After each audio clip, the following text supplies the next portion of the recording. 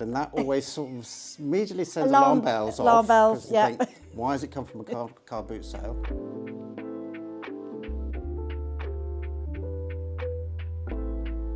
Well, we thought it'd be fun to discuss how we go about determining whether a painting is genuine or not when we first see it. So, Matthew, what would you look for first? Well, I suppose the first thing you look at is the signature, isn't it? I mean, you've got to make sure that the signature looks right. You know, we get a lot of inquiries about Lowry drawings and prints and things like that. And of course, a lot of the drawings, 80–90% of them aren't the real thing, and you can tell that pretty quickly just from the signature. And also, some aspect of the style of the picture. I mean, it might purport to be by one artist, but just the style of it or the manner it's been painted isn't quite there. Yeah, we can look at is it the right age? So if something's supposed to be by a 19th century artist, are the pigments, do they look a bit more modern? And if you look at the back, I was going to say, you find there's so much information from the back of the painting. You look almost as much at the back of it as you do at the front, don't you? Definitely. You know, you can find that the stretchers on the back or the canvas isn't the right age for the artist. It could be brand new, couldn't it? Yeah, That gives you a bit of a clue. We'd always be asking you, this is why we ask, where have you got this painting from? What history do you know about it?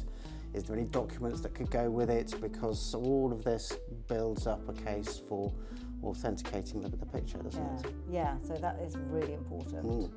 So any invoices as well, whether it's been in a book or an exhibition. Or been through a particular gallery, which will give you that little bit of confidence knowing that someone else has authenticated it before. Absolutely. If it's an important painting, you could seek out the catalogue raisonné, I suppose. That's for more valuable pictures. If there's an artist out there who has a book, a list of all the known works that he's produced, then you can go to that catalogue raisonné and hopefully find it in there.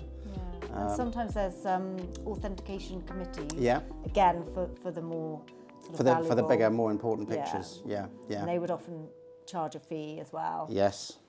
Yes. And then you will get a certificate, or it can be quite a long process. I mean, past experience, we almost had to take the picture to Milan to get it authenticated and bring it back again. The guy had bought it from a car boot sale. Well, that's always for about 20 quid, and that always sort of immediately sends alarm bells off. Alarm bells, think, why has it come from a car boot sale? But he bought it just because he liked it. Yeah. Unfortunately, his wife didn't. So he decided that he was going to think about putting it into a sale, and I had a look at it and compared it to others that are on records of other artists, and I thought this looks remarkably similar to some of the others he's done.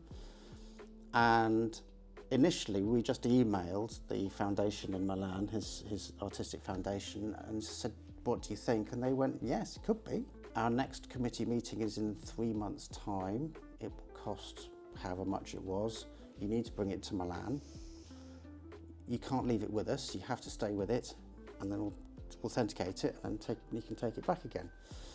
Now, obviously, there was the cost involved with the authentication as well as getting the picture over to Milan, and of course the guy had only paid about £20–30 for this painting, and he didn't really want to go to the expense. He wasn't keen. No, and so eventually we just had to put it into a sale with a lesser attribution, manner of, I think we put in that, and it made decent money. But what everyone was asking during the viewing of that sale was, has it been authenticated by the committee? And we had to say, it's been offered up, but it hasn't actually officially been authenticated. So obviously it didn't make as much as it could possibly have done. Yeah, if it had the stamp of approval. If it had that stamp of authority on it, then it would have been a great £30–40,000 painting. But because we couldn't get that, then the speculation was left to the buyer. Yeah. It was an interesting process. And they just, the buyer would then decide. Yes, and then they will take the risk of whether it's going to get authenticated or not.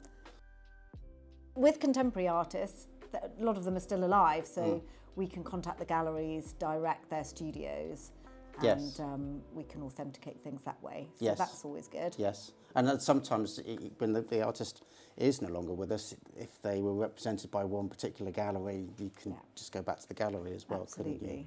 At Dawsons, we always like to authenticate things before we put them into sale. So sometimes it takes a bit of research to get there, but we really do try very hard to pin down the attribution and the cataloguing before we put it into a sale.